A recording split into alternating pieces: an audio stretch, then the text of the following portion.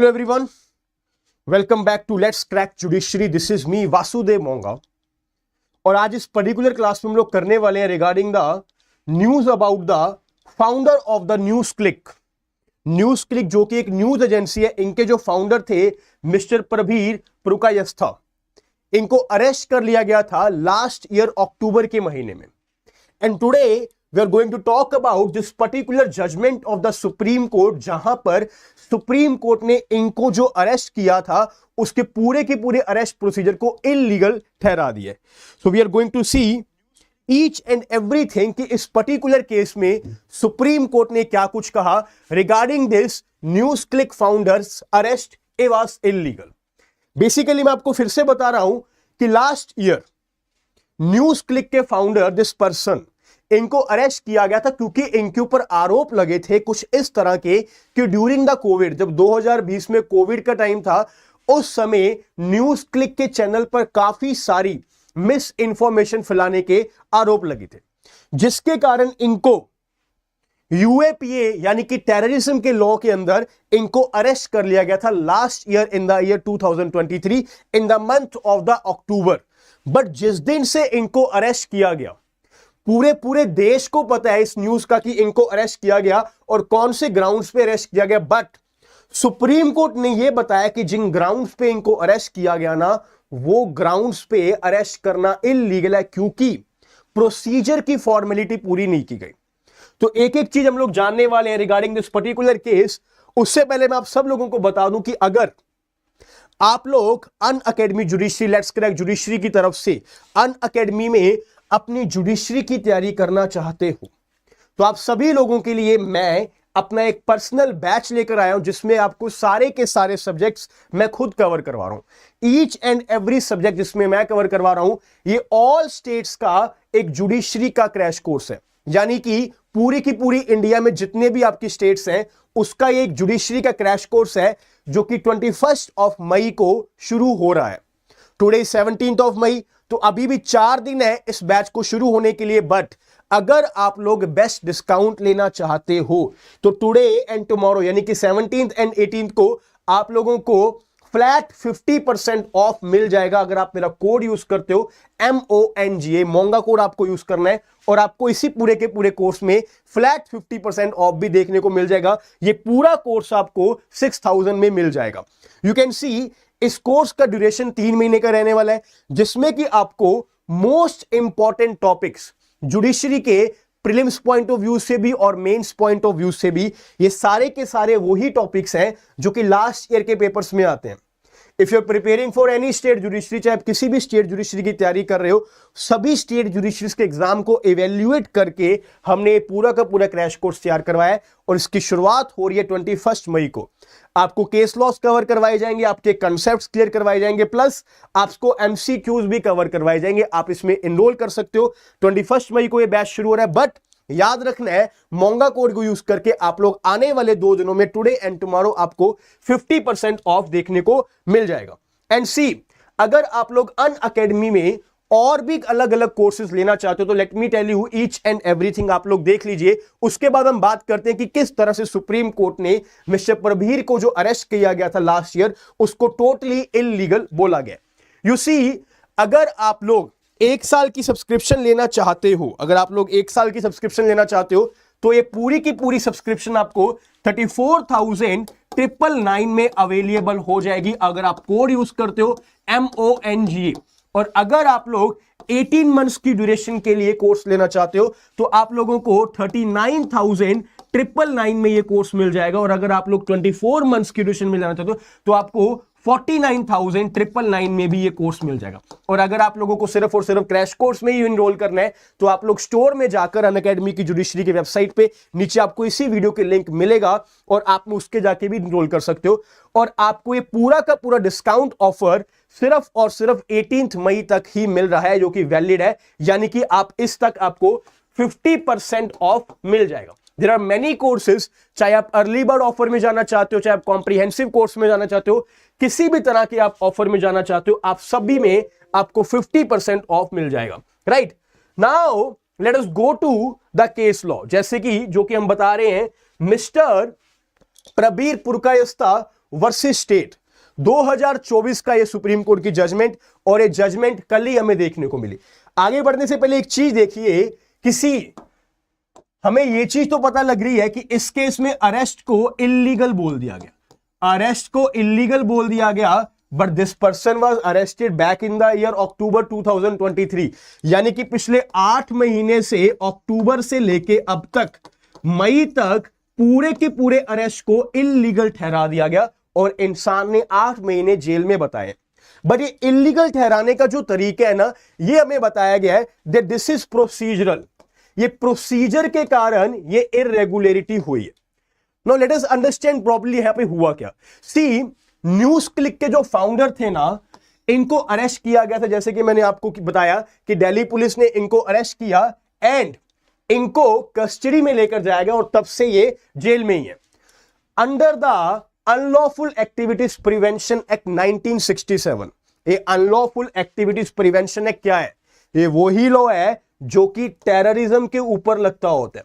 अगर कोई terrorist activity की जाए, कोई टेररिज्म काम किया जाए, उन लोगों के ऊपर यूएपीए एक्ट लगता होता है। एंड वी ऑल नो कि पिछले 2 साल में इस लॉ का काफी उपयोग हुआ है। इन मेनी केसेस हमने ये भी देखा कि कुछ लोगों ने अगर फेसबुक, ट्विटर के थ्रू कुछ मिस इंफॉर्मेशन या फिर कुछ इस तरह की स्प्रेडनेस की है जिसके साथ सोवर्निटी एंड इंटीग्रिटी को खतरा था, तो उन लोगों के ऊपर भी यूएपीए के पूरे चार्जेस लगे। नाउ सी, ये न्यूज जो यहां पर न्यूज क्लिक कंपनी थी, एजेंसी थी, इनके ऊपर ये आरोप लगे थे कि कोविड के टाइम पर इन्होंने मिस इंफॉर्मेशन फैलाई थी जिसके कारण इनके फाउंडर को अरेस्ट किया गया। अब सी, अरेस्ट तो कर लिया गया, सुप्रीम कोर्ट ने इस केस में ये बोला, see whenever we arrest anyone, जब भी हम लोग किसी को अरेस्ट करते हैं तो अरेस्ट के टाइम पर ना we have to give the grounds to the person who have been arrested, यानी कि मिस्टर प्रबीर को ग्राउंड्स बताने की जरूरत है कि क्यों आपको अरेस्ट किया गया। ये बिल्कुल नॉर्मल सा प्रोसीजर है, ये किसी भी लॉ में अगर किसी को भी अरेस्ट किया जाएगा तो ग्राउंड्स उनको बताने होते हैं।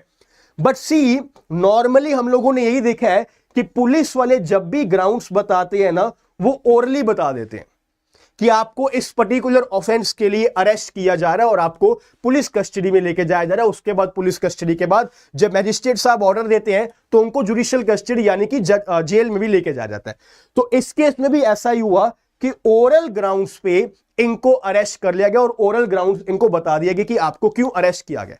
अब उसके बाद पूरी की पूरी इन्वेस्टिगेशन हुई एंड जब तक ये इन्वेस्टिगेशन चल रही है, this person is in the jail, ये तब तक जेल में है।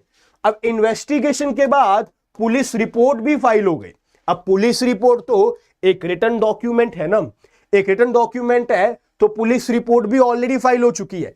नाउ जब ट्रायल चल रहा है, इंक्वायरी होगी, कॉग्निजेंस चल रहा है, जब ट्रायल चल रहा है तो सुप्रीम कोर्ट के पास गया तो सुप्रीम कोर्ट ने ये बोला कि जिस दिन ये अरेस्ट हुआ था, from day one this arrest is illegal, from day one this arrest is illegal, reason being आपने जो ग्राउंड्स ऑफ अरेस्ट यहां पर ओरल फॉर्म में बताए हैं दैट इज कंप्लीटली रॉन्ग। ये एक प्रोसीजरल इरेगुलरिटी है because as per the law ये ग्राउंड्स हमें रिटर्न फॉर्म में देने चाहिए, ये ग्राउंड्स हमें रिटर्न फॉर्म में देने चाहिए। यू सी, अब सुप्रीम कोर्ट ने इस केस में बोला कि हमें जब भी किसी को अरेस्ट करना है, पुलिस ऑफिसर्स जब भी किसी को अरेस्ट करेंगे, B it the police officer और बी इट द सीबीआई, कोई भी इन्वेस्टिगेटिंग एजेंसी अगर किसी को अरेस्ट कर रही है तो रिटर्न ग्राउंड्स आपको फर्निश करने पड़ेंगे eight the time of the arrest.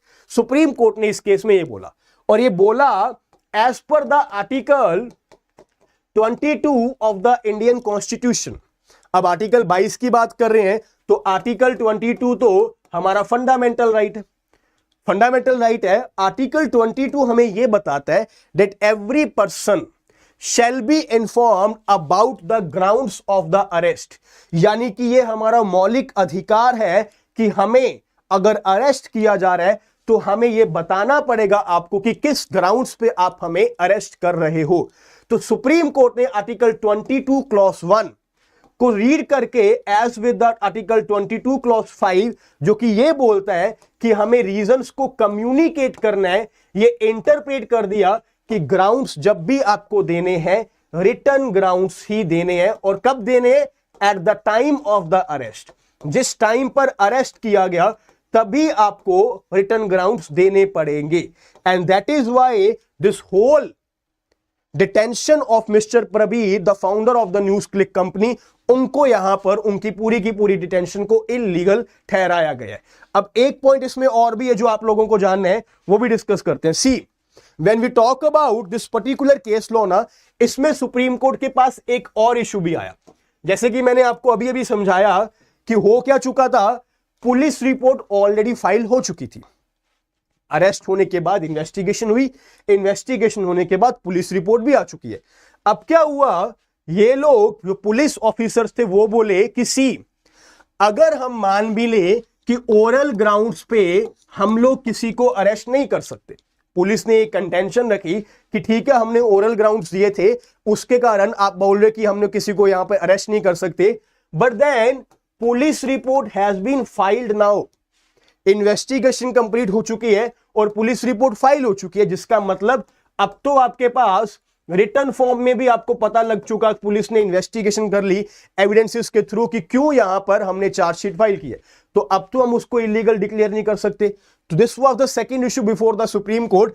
Issue ये था, can the filing of the police report, can the filing of the police report be said to be, can the filing of the police report, क्या police report के file होने से can the illegal detention, can the illegal detention be converted into the legal detention, कि जो पहले यहां पर illegal detention हुई क्या वो लीगल में कन्वर्ट हो जाएगी? The answer is no. Supreme Court ने बोला इन एवरी केस, चाहे कोई भी केस हो जाए, अगर डे 1 से ही यहां पर अरेस्ट का प्रोसीजर फॉलो नहीं किया गया, then just because police report has been filed, chargesheet has been filed, that does not mean, इसका मतलब ये नहीं होगा कि इस पर्टिकुलर अरेस्ट प्रोसीजर को अब हम लीगल ठहरा देंगे। और इसी कारण सुप्रीम कोर्ट ने इस पर्टिकुलर केस में अब यहां पर न्यूज क्लिक के फाउंडर को बेल यहां पर दे दिया कि आप बेल का अमाउंट फर्निश कर सकते हो और अपने यहां पर बेल भी ले सकते हो। यू कैन सी, अभी एक पॉइंट और भी इस केस में डिस्कस किया गया। First of all read it, the requirement to communicate the grounds of the arrest or the grounds of detention in writing to a person arrested in connection with the offense or a person placed under the preventive detention as provided under Articles 22 clause 1 and Article 22 clause 5 of the Constitution of India is sacrosanct and cannot be breached under any situation, कि ये हमारे fundamental rights है, इनको हम किसी भी condition पर breach नहीं कर सकते। आर्टिकल 22 क्लॉज 1 एंड 22 क्लॉज 5 के अकॉर्डिंग हमें हमेशा रिटर्न ग्राउंड्स देने ही पड़ेंगे eight the time of the arrest. और साथ में हमें एक पॉइंट और बताया गया, सी इस फेस में ना Supreme Court has differentiated the reasons to arrest anyone and the grounds of arrest.